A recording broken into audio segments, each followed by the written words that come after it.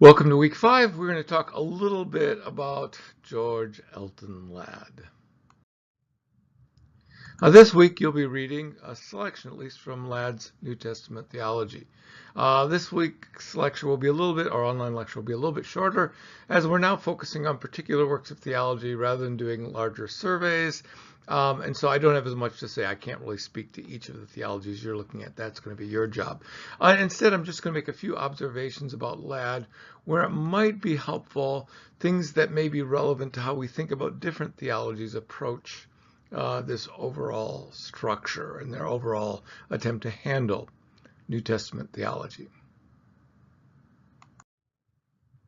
Structurally, I think we can begin by noting that Ladd's theology reflects some older patterns.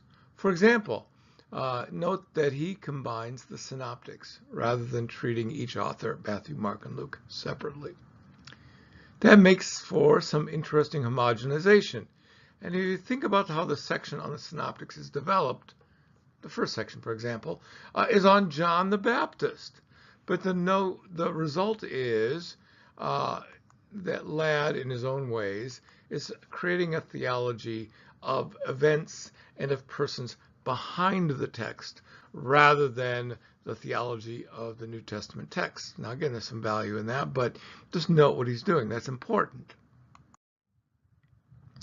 And at times it leads to some interesting comments that leave me just screaming for more. What are you really saying here, Ladd?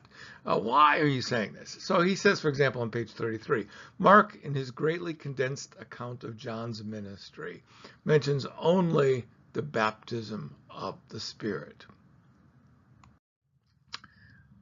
Aside from this questions this raises about the synoptic problem, is Ladd arguing for Matthean priority? Mark's condensing?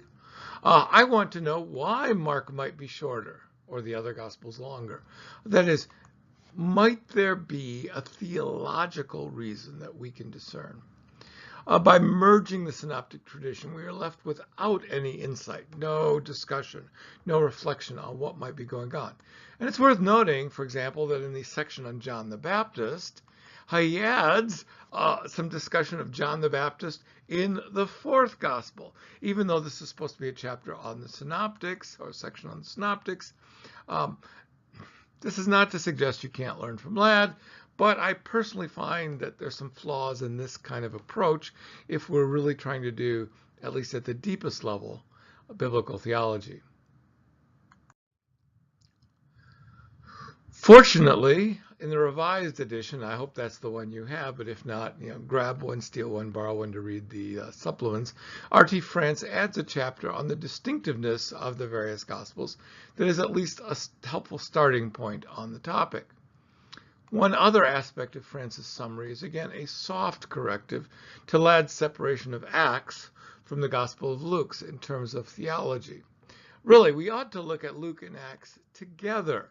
The two books are an organic work, or at least reflect an organic theology from Luke's perspective, right? So if we are trying to understand these books by having Luke blended in with Matthew, Mark, and then Acts treated separately, we're missing some stuff, inevitably. So again, just something to be aware of as you read.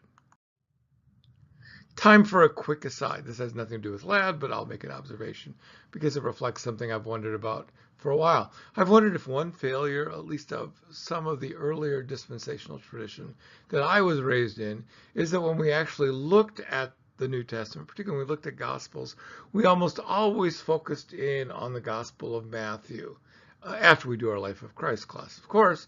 And we focus on Matthew, which is the theme of the king and the kingdom, including notes like offer and rejection and the church and so on. And then we have to study the church after Pentecost, so we go to the book of Acts as the transition to the church age. So instead of pairing Luke with Acts and developing Luke's unified theological message, we start with Matthew's theology and shoehorn that, force that into Luke's text, which I think leads to some distortion. We miss out on some things we should be seeing. That's just a working theory, but I think there's something to it. And I wonder if if we can draw any further evidence from the fact that among the early progressive dispensationalists, people who were trying to kind of revisit and rethink some elements of the dispensational tradition, we have someone like Darrell Bock, who was a Lucan scholar, so he studied Luke and Acts. Does that explain some of the different emphases that he develops? Is that why he sees greater continuity, perhaps, than some of the older dispensationalists? I think so.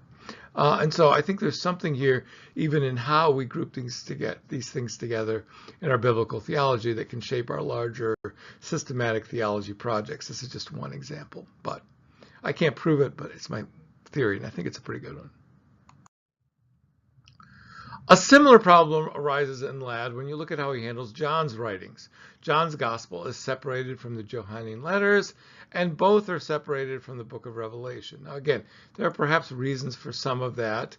There are critical questions about authorship for several of those other books and so on. But I don't think that's Ladd's justification for it. At least I don't think he makes that explicit. Maybe it's just more convenient that people who have those questions do that. But we lose the ability, right? We lose something in the ability to think, does John have an integrated theology that was reflected and developed throughout his whole body of writing? Paul, this is actually a picture, by the way. You didn't know they had cameras in that day. Paul, by the way, is treated at least in a single section. That makes sense. But there's another issue that intrudes there. Paul writes 13 different books, and there is at least the danger of losing some of the distinctiveness and focus of some of the teachings found in these occasional letters, and really all these letters are occasional letters to some extent, if we combine all the teaching into one summary. Now, I certainly think this is far less objectionable. You can even make a case for it. But I wonder if we'd be better to analyze, at least to some extent, the individual books before we do the synthesis. That is, analysis and synthesis. So again, we may be too quick to shoehorn it all together.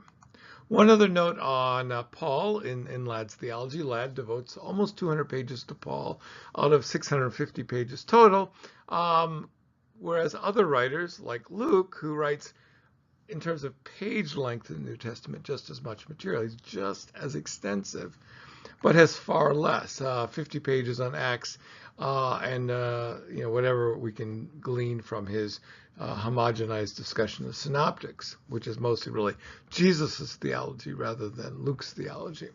So Paul's theology certainly is more detailed and extensive in Ladd as well. Again, there are reasons both within the text of Paul's letter and in how narrative works, as well as historical emphases in New Testament studies and all that, for some of that. But I'm not sure that those decisions, those choices, reflect the highest level of canonical awareness. There are a few other minor quibbles I might have with the overall structure. Why are 1st and 2nd Peter treated separately, for example? But I'm not going to continue this critique. What I do want to note is every New Testament theology has to make choices about groupings and about organization and of all that. And someone will always complain about some of them. In this case, it's me. So I'm complaining about Ladd, not to say it's a bad work, not to say it's not helpful work. I wouldn't have you read it if it's not useful. But just there are things we need to be aware of as we wrestle with these texts.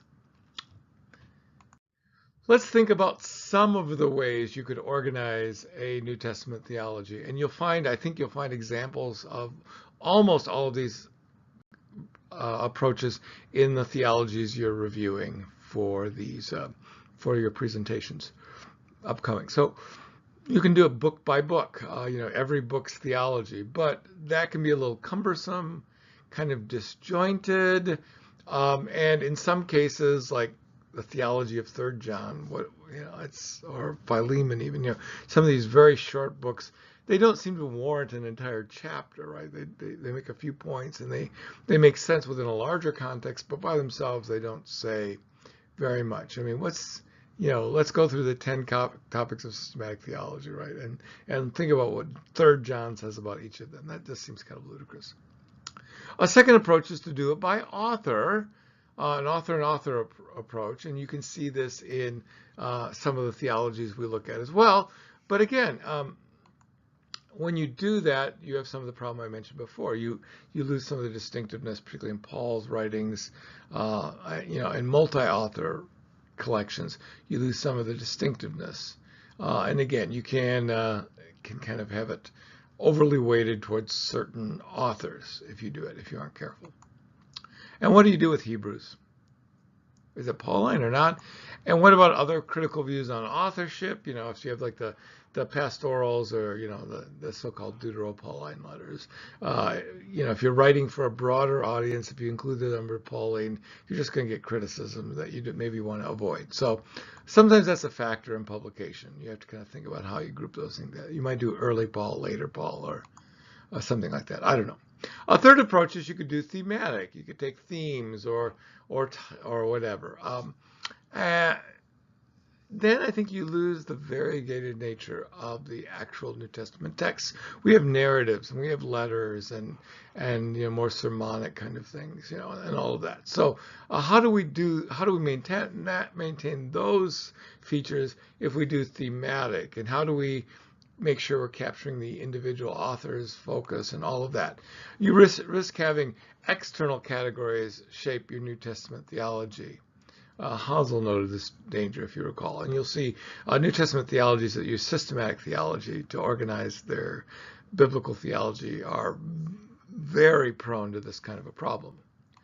A fourth approach, you could do a more storied kind of narrative approach. I think you will. There's at least one example in the text we're looking at, and N.T. Wright that we'll be looking at next week does some of this as well. So you can have a storied approach, but then you have to kind of think of themes you're going to develop, and how are you going to not get lost in the story and be able to organize the key concepts. That could be cumbersome or difficult in some ways.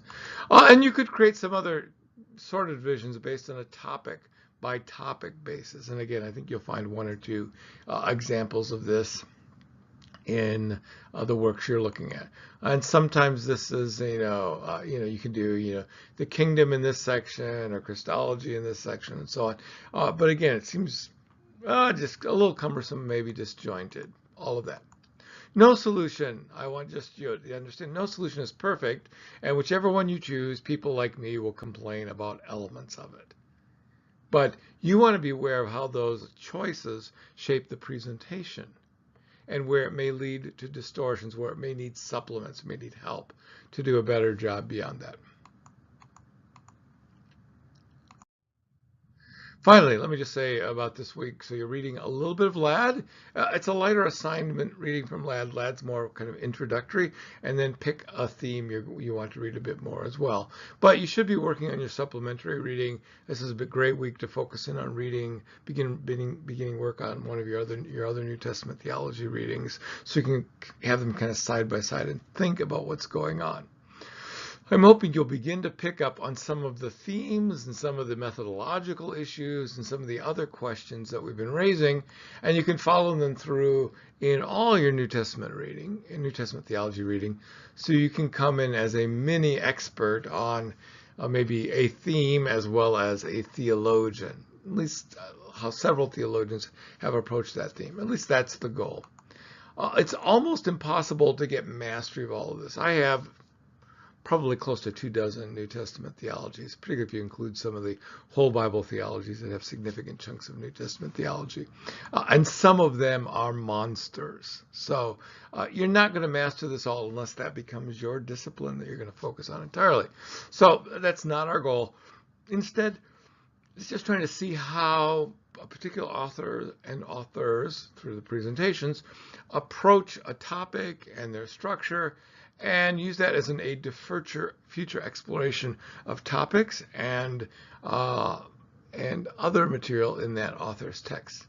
There are other tools we will use along the way that I'll expose you to, some of them in the residency, that can help a bit, but all tools are limited by the perspective and limits of the tool maker. So there's no magic bullet. A lot of it's just hard work and reading. And I hope you have a great week doing this.